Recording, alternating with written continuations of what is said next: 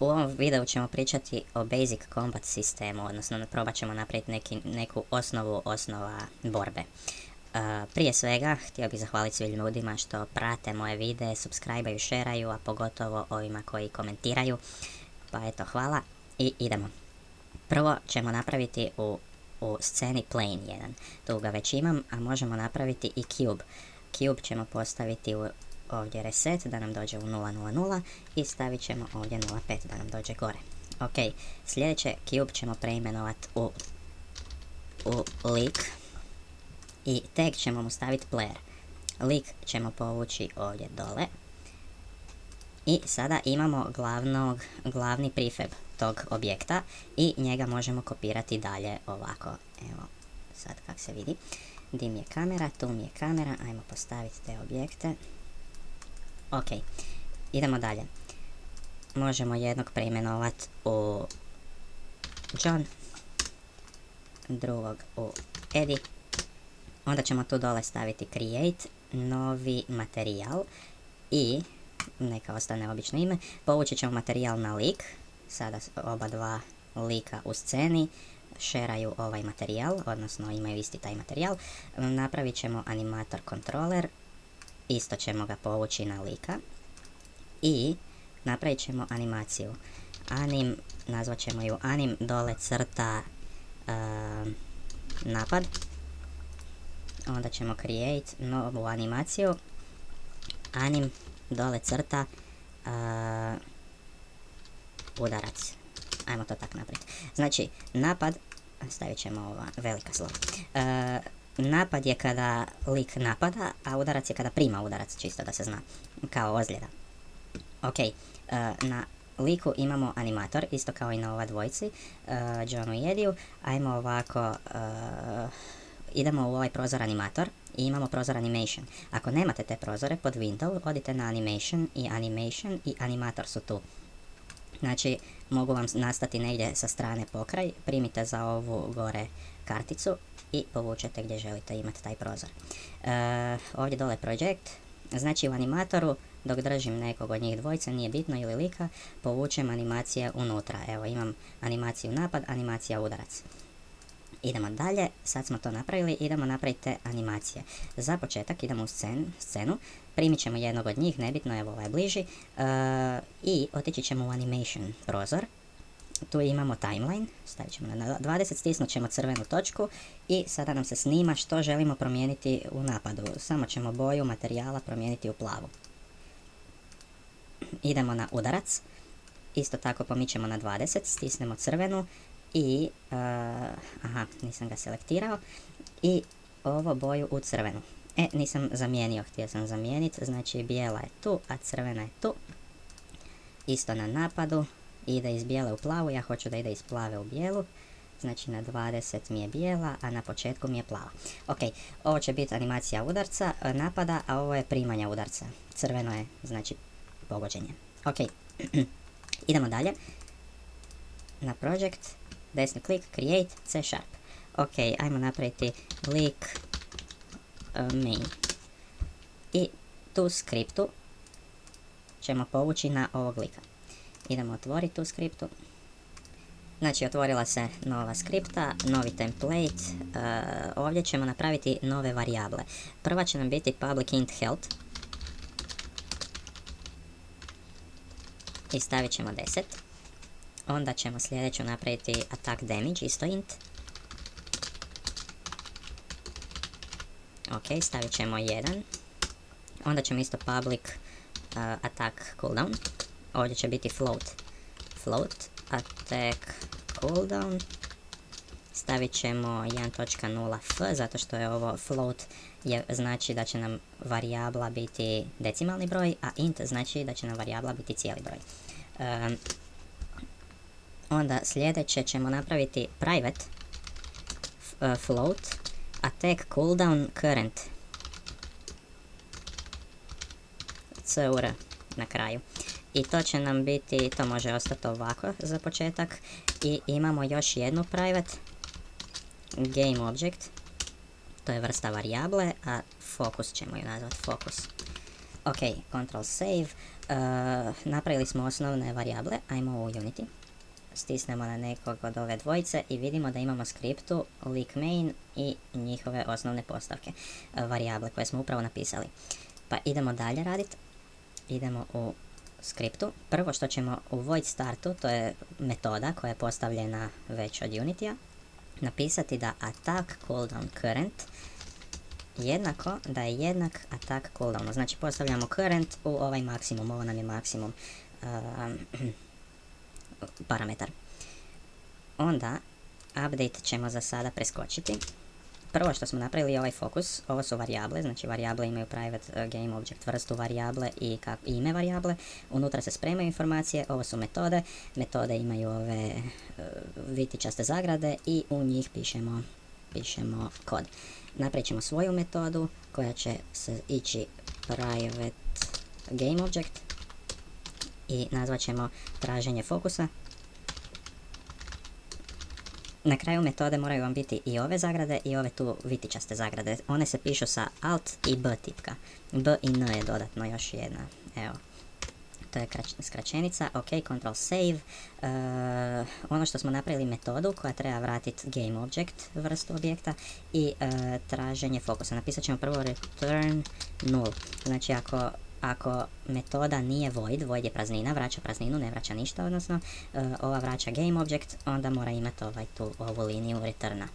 Game object, pa ćemo staviti uglate zagrade odmah iza game object i all players jednako game object find game objects with tag. Znači mora biti find game object s with tag, sa ovim s, postoji bez s, zato naglašavam, with tag, otvorit ćemo i zatvoriti običnu zagradu i unutra napisati player. Na kraju mora biti točka zarez, na kraju svake linije, skoro svake. Evo ovako, onda nakon toga, znači šta ova linija radi? Napravili smo novu varijablu, ovo znači da je array varijabla, znači da unutra stavljamo više istih informacija koje su vrste game object informacije. Znači ovdje spremamo broj, ovdje spremamo decimalni broj, ovdje spremamo game object, ali može ih biti više, znači imamo indekse.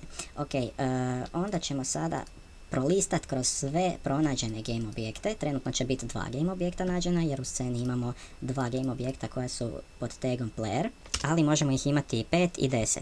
For each game object player in all players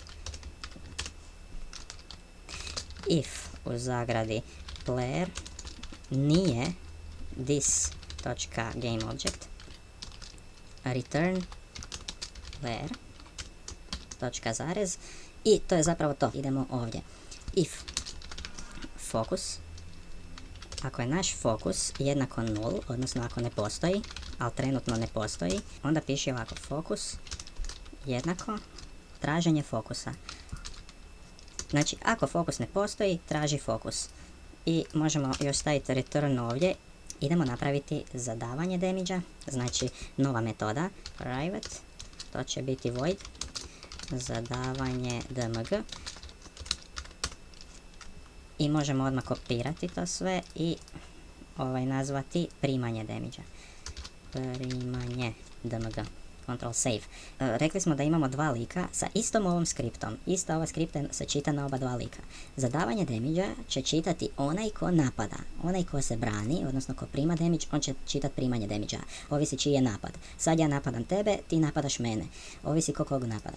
Napadač uvijek ide zadavanje damage. Ako focus.get component, znači fokus je sada onaj drugi. Ako ja napadam, ti ćeš mi biti fokus moj. Ja otvaram tvoje varijable, otvaram tvoju skriptu.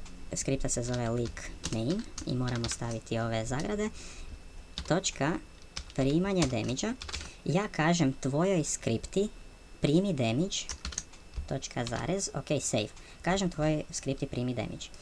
Tvoja skripta pita koliko damage-a primam. Znači moramo ovdje upisati int.dmg. Znači sada tvoja skripta, kad ju pozivam tvoju skriptu, tvoje primanje damage-a, moram upisati koliko damage-a. I to ovdje trenutno ne piše ništa. Tu moram staviti svoj attack damage. Ctrl V. Ista stvar je kad ćeš ti mene napadati. ti otvaraš moju skriptu i čitaš, pozivaš moje primanje damage-a i daješ svoj damage u tu skriptu.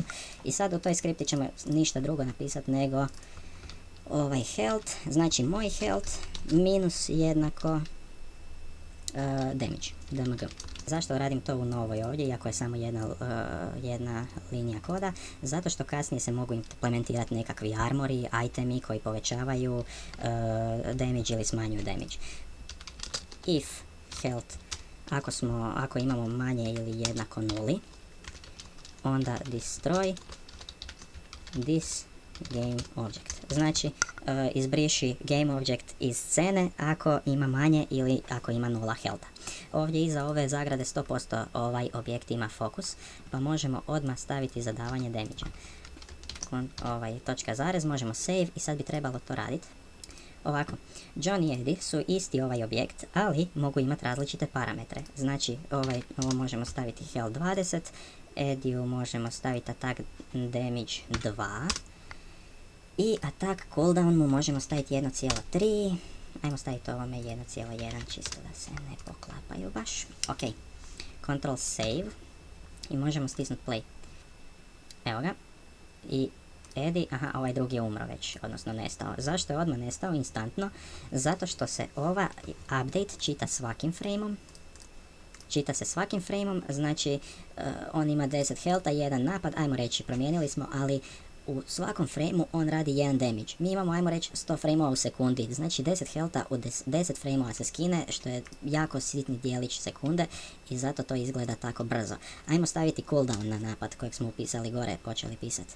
Znači, moramo napisati ovako. If attack cooldown current, ako je manje ili jednak od nule, onda čitaj ovo šta je u zagradi. Onda ćemo ovo kopirati unutra. Čitaj zadavanje damage-a. Zadaj damage i postavi attack cooldown current u attack cooldown maximum. Radimo jedan dodatni timer za napad. Else attack cooldown current. U suprotnom, ako nije nula, onda ga smanjuj. Onda stavi time.delta time. Idemo Ctrl save. I sada, kad odemo u Unity, moramo izaći iz play moda, imamo John and Eddie, start i vidimo ništa se ne mijenja, ali kad stisnemo na Johna, vidimo da mu se smanjuje health. Ne smijem ga imati označeno, evo 4, ali sad je John pobjedio Eddie-a, Eddie je nesto. Znači ne vidimo ništa vizualno, ali vidimo da se varijable mijenjaju, znači da to sve zajedno radi. Ok, ajmo napraviti da se vidi jer smo napravili ove animacije. Idemo nazad u svoj skriptu. Znači samo onaj ko zadaje napad, on neka odradi animaciju napadanja. Znači samo pišemo get component, pa onda strelice, animator. Otvaramo komponentu animatora, .play i play koju animaciju. Anim, dole crta, napad, Ctrl save. To isto kopiramo u primanje damage-a, ali nije anim napad, nego kad primi damage onda čita udarac, jel je udarac? Smo tako nazvali. Da, ok, nazvali smo udarac i sad bi to trebalo biti, ajmo vidjeti kako to radi. Bum, bum, evo, znači plavi je napadač, crveni je onaj koji prima damage. Ono što bi još mogli napraviti, i to je to, evo ga. Pobjedio je, dobro. Ono što bi još na brzinu mogli napraviti je animaciju napada malo drugačiju, znači 2 put sam kliknuo na ovaj prefab, sad ga je izdvojio u, ajmo reći, novu scenu gdje je samo on u sceni. Tu vidimo njegovu hijerarhiju, idemo dodati novi cube, 3D object cube, lik je parent cube-u ili cube je child liku, dijete. Znači označit ćemo cube, stavit ćemo ga ovako negdje, moramo ga transform reset, pa onda ga izvući ovako, ok. I smanjit ćemo ga po x-u, pa možemo ovako, napravit ćemo neku dasku, letvu, mač. Evo ga, dobro. I ajmo napraviti još jednu stvar između ta dva lika, odnosno ovdje create empty, znači empty object, transform, reset, i taj empty ćemo tu staviti. Sada, ovo nam je, ajmo nazvat ga ruka, i cube, koji ćemo nazvat mač ćemo staviti, ne znam ali mač ćemo povući u ruku. Na x ćemo samo nulu, tu ćemo napisati 0.5. Ok, sad nam je ruka ovdje, a u ruci nam je, ajmo reći, mač. Ruka se ne vidi, nema veze, nije bitno, evo, to je dovoljno. Napravit ćemo animaciju, znači, lupanja. Ovako, ok, 0. Idemo u scenu, vidimo da su nam se oba dva lika promijenila, sad oba dva imaju te mačeve. Ajmo ga okrenuti prema njemu, ovog ćemo okrenuti po y osi prema njemu, ovako. Ok, i ajmo napraviti brzo tu animaciju. Označit ćemo bilo kojeg od njih, animation, idemo napad i idemo ovako, stisnemo ovu tipku, ali možemo ga sad otvoriti i možemo primiti njegovu ruku i ovaj tu ide po x-u za 90 stupnjeva. Dobro, to bi trebalo povući ovdje, znači rotiramo za 90 stupnjeva, trebamo vratiti u nulu i više nam ovo ne treba, znači dum i može ići nazad gore, dum. Ok, Ctrl save, idemo vidjeti da li se mlate. Evo, ovaj ga mlati, evo, to je ta animacija. Ok, eto. I više nekog mlatice, dobro, to je to. Ako sad dodamo, zanima me ako dodamo još jednog lika. Shift D, Johnny, kako ćemo ovog? Robi može se zvati, evo Robi, nek se zove Robi. I okrenemo tu, nek se svi mlate, da vidimo. Dum, dum, dum, ne znamo koliko god mlati, aha, prvo su oboje tukli. Sad su se oni potukli, ok, to je to, evo vidjeli ste taj okršaj. Hvala vam na gledanju ovog videa i svih drugih, komentirajte, lajkajte, šerajte i čujemo se još.